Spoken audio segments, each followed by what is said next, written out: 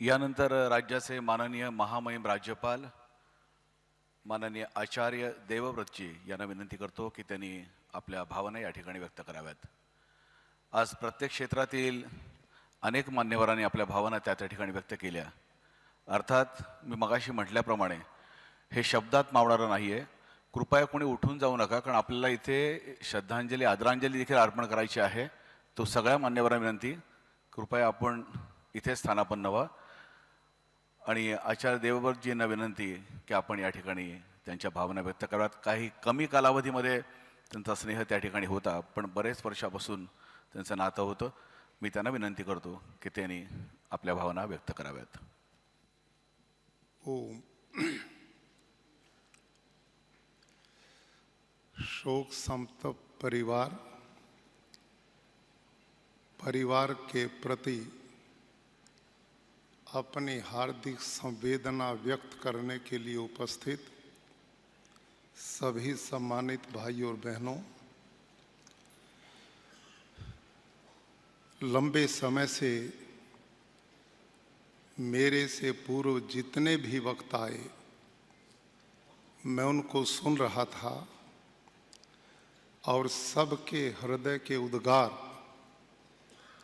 अजीत दादा के प्रति कितने सम्मान भाव के थे, यह भी मैं अनुभव कर रहा था। मेरा उनसे कोई लंबा परिचय नहीं। जब से मैं प्रदेश में आया 3-4 बार ही उनसे मेरा मिलना हुआ, लेकिन उनकी सहजता, सरलता, मिलनसारिता जिसने अपने प्रति मुझे आकर्षित किया। भाइयों और बहनों, सूर्य उदय हुआ है या नहीं, यह सूर्य को बताना नहीं पड़ता। सूर्य का प्रकाश इस बात का प्रमाण होता है कि वो उदय हो चुका है।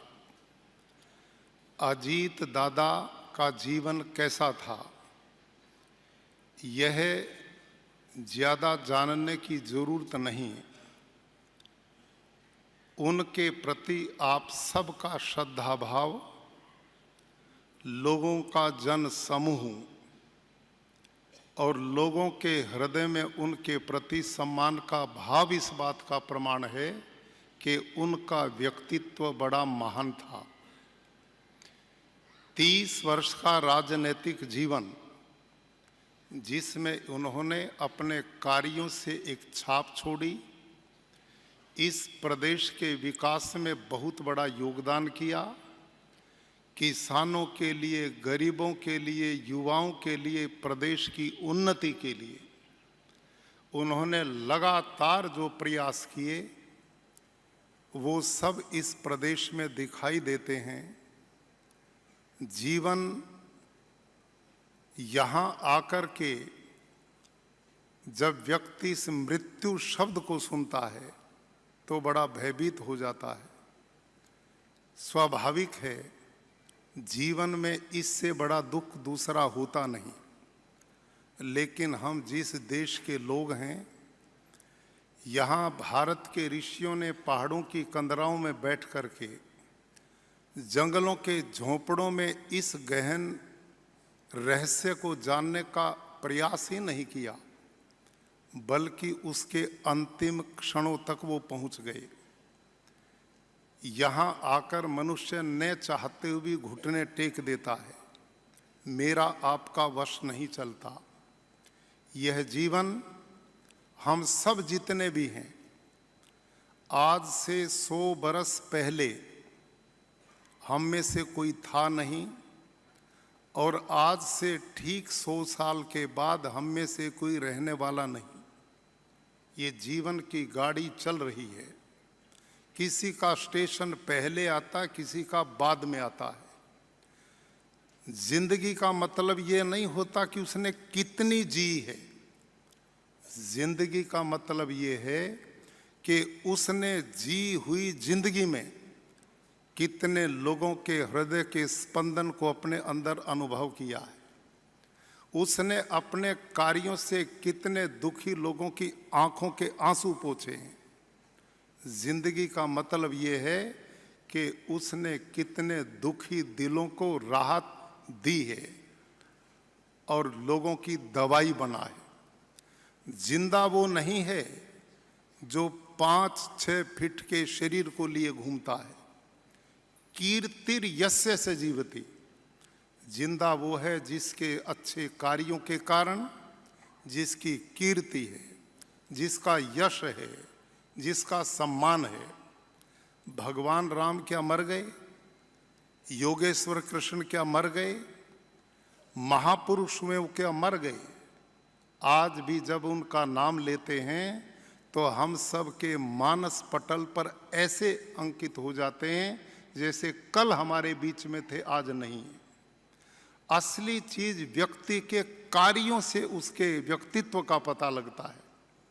अजीत दादा ने जितना जीवन जिया बड़ी सफलता के साथ जिया, कर्म योग के साथ जिया, कर्तव्य निष्ठा के साथ में जिया। राजनीति में व्यक्ति वही सफल होता है जिसकी इच्छा शक्ति मजबूत होती है, जिसमें निर्णय लेने की क्षमता होती है। वो सब गुण पूर्व वक्ताओं ने हमारे बीच में कहे, इसी का परिणाम है कि उनका जाना दुखद तो सबके लिए है, लेकिन वो जितना जिए सबके लिए प्रेरणा का स्रोत बन करके जिए। नैनम छिंदंती शस्त्राणि नैनम दहते पावकः नय चैनम क्लेद्यंत्यापो नय शोषति मारुता है। अजीत दादा शरीर नहीं थे, वो अमर आत्मा थे, वो कभी मर नहीं सकते। वो आत्मा है जिसको चिता की अग्नि जला नहीं सकती, जिसे पानी गला नहीं सकता, जिसे हवा सुखा भी नहीं सकती। वो शाश्वत हैं, अमर हैं।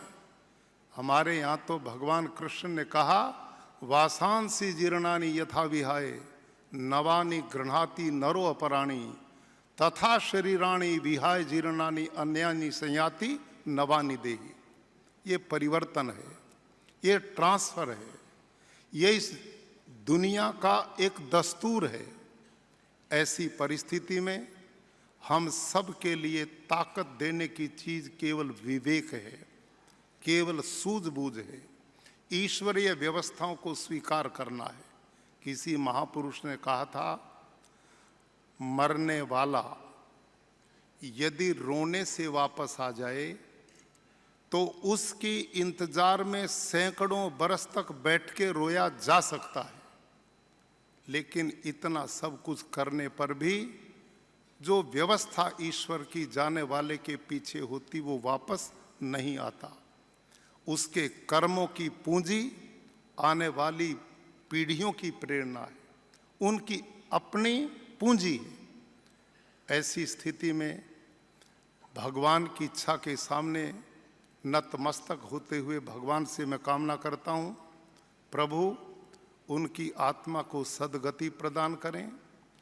परिवार को वियोग में जो कष्ट है, पूरे प्रदेश और उनके समर्थकों को जो बहुत दुख हुआ है, उसको सहन करने की क्षमता दें। लेकिन उनके दिव्य गुण जो उनको अमर कर गए, लोगों के दिलों में जगह बना कर गए, वो हम भी अपने जीवन में अपनाएं। यही उनके प्रति सच्ची श्रद्धांजलि होगी। मैं उनकी स्मृति को प्रणाम करता हूँ, श्रद्धांजलि अर्पित करता हूँ। धन्यवाद।